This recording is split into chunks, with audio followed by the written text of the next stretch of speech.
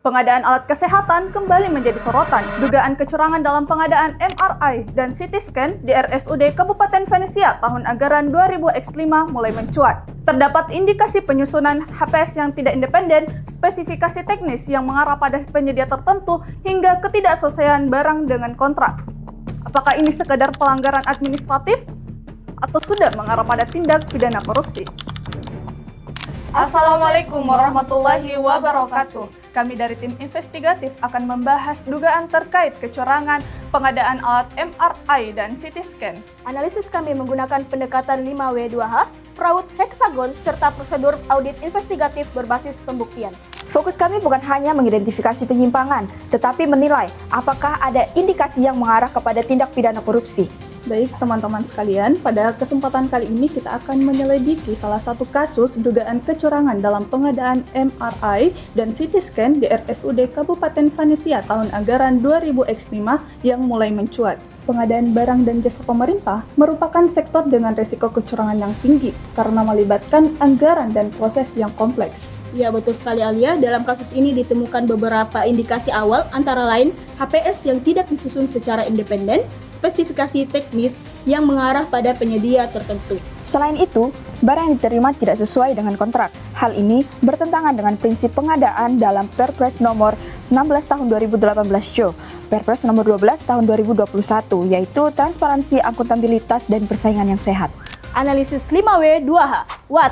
Apa yang terjadi? Dari sisi What, kasus ini menunjukkan adanya indikasi kecurangan yang tidak lagi bersifat administratif. Hal ini terlihat dari manipulasi spesifikasi teknis, penyusunan HPS yang tidak independen, serta ketidaksesuaian barang dengan kontrak. Secara hukum, kondisi ini berpotensi memenuhi unsur dalam Undang-Undang Tindak Pidana Korupsi. Pihak-pihak yang terlibat antara lain Direktur RSUD sebagai PA atau KPA, PPK sebagai penyusun HPS dan spesifikasi, Pokja pengadaan, PPHP, serta pihak penyedia. Setiap pihak memiliki peran yang jelas, dan apabila terjadi penyimpangan, maka berpotensi menimbulkan tanggung jawab hukum. Kecurangan ini terjadi dalam sistem pengadaan elektronik atau LPSE, padahal sistem ini dirancang untuk menjamin transparansi. Namun dalam kasus ini terdapat indikasi penyalahgunaan proses oleh pihak internal.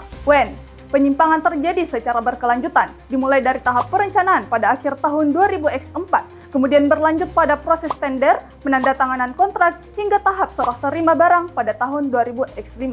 Hal ini menunjukkan adanya pola yang sistematis. Kecurangan dijelaskan melalui fraud heksagon. Pertama, pressure, tekanan realisasi anggaran.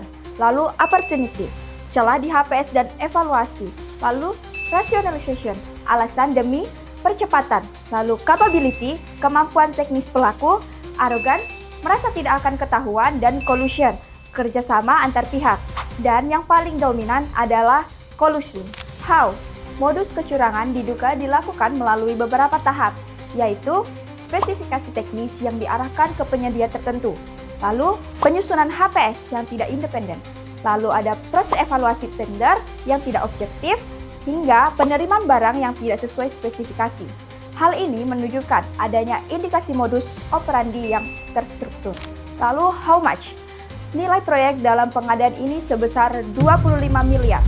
Namun, perlu ditegaskan bahwa pada tahap ini, kerugian negara masih bersifat dugaan dan belum dapat ditentukan secara pasti. Besaran kerugian harus dihitung melalui audit investigatif dengan membandingkan nilai kontrak dan kondisi real barang yang diterima.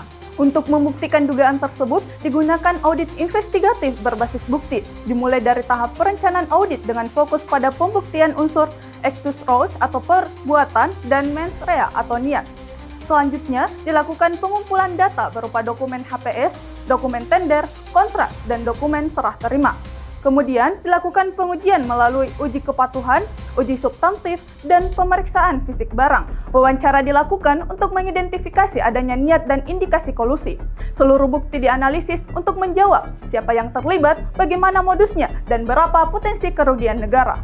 Berdasarkan analisis, kasus ini menunjukkan adanya indikasi kecurangan yang sistematis. Terdapat dugaan penyalahgunaan wewenang serta lemahnya pengendalian internal, sehingga penyimpangan ini tidak lagi bersifat administratif, melainkan berpotensi mengarah pada tindak pidana korupsi. Untuk mencegah kasus serupa, diperlukan penguatan pengendalian internal, peningkatan independensi, dan integritas pejabat pengadaan. Serta optimalisasi sistem pengadaan barang dan audit investigatif. Karena dalam setiap penggunaan anggaran, terdapat tanggung jawab publik yang harus dijaga. Terima kasih.